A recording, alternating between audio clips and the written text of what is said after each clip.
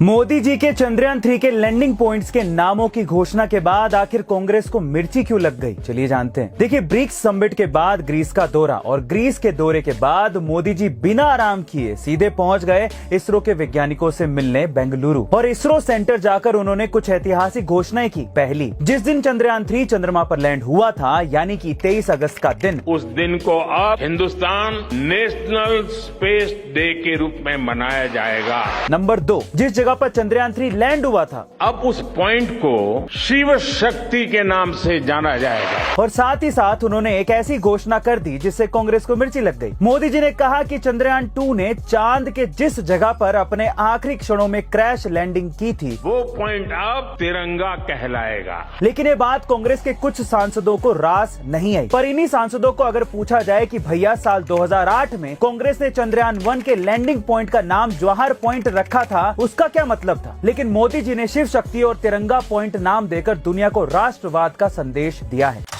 BRICS summit के बाद मोदी जी दक्षिण अफ्रीका से ग्रीस दौरे पर चले गए थे। अब ग्रीस से क्या लाए हैं मोदी जी, चलिए जानते हैं। देखिए, पिछले 40 सालों में पहली बार भारत का कोई प्रधानमंत्री ग्रीस दौरे पर गया है और वो है नरेंद्र मोदी जी। मोदी जी को ग्रीस की राष्ट्रपति कैटलीना सेकेलारोपोलू की तरफ से ग्रीस का दूसरा सबसे बड़ा नागरिक सम्मान grand cross of the order of honour से नवाजा गया है। अब मोदी जी बाहर गए हैं तो इंडिया के लिए कोई ना कोई फायदे का समझौता जरूर करके आएंगे। तो इस बार इस दौरे में इंडिया के ग्रीस को ब्रह्मोस मिसाइल बेचने की बात चल रही है। अब इससे भारत को ना सिर्फ इकोनॉमिकली बल्कि पॉलिटिकली भी फायदा होगा। कैसे? देखिए, अगर भारत ग्रीस को मिसाइल देता है तो इससे भारत को आंख दिखाने वाले चीन, पाकिस्तान और तुर्की दबाव में आएंगे, क्योंकि दुश्मन का दुश्मन दोस्त होता है। साथ ही ऐसा कहा जा रहा है कि इस दौरे के बाद जल्दी ग्रीस और भारत के बीच युद्धाभ्यास भी किया जाएगा। इसलिए तो हम बार बार कहते हैं कि मोदी है तो मुमकिन है। ब्रिक्स सम्मेलन के दौरान मोदी जी ने कुछ ऐसा किया जिसे देखकर दुनिया के सभी देश मोदी जी की तारीफ करते थक नहीं रहे। अब ऐसा क्या हुआ था उस सम्मेलन में, चलिए जानते हैं। दरअसल इस साल हुए 15वें ब्रिक्स सम्मेलन के दौरान ग्रुप फोटो के लिए मोदी जी स्टेज पर पहुंचे। उन्होंने देखा कि बाकी देशों के झंडों के साथ हमारा तिरंगा झंडा भी जमीन पर पड़ा हुआ था। दरअसल ऐसा इसलिए किया जाता है ताकि सभी नेताओं को ग्रुप फोटो लेने के लिए उनकी जगह बताई जा सके।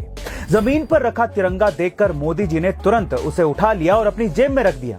उन्हें ऐसा करता देख दक्षिण अफ्रीका के राष्ट्रपति ने भी अपने देश के झंडे को उठाया, पर जैसे ही एक कोऑर्डिनेटर इन दोनों से झंडा इकट्ठा करने के लिए आया तो दक्षिण अफ्रीका के राष्ट्रपति ने तो झंडा दे दिया, लेकिन मोदी जी ने शायद ये कहकर तिरंगा देने से मना कर दिया था कि ये हमारे देश का झंडा है, ये है तो हम हैं, इसे हम अपने पास ही रखेंगे। मोदी जी को विदेश में तिरंगे का ऐसा सम्मान करते देखकर लोग उनकी तारीफ करते थक नहीं रहे हैं। साथ ही हमें भी भारतीय होने पर गर्व महसूस हो रहा है।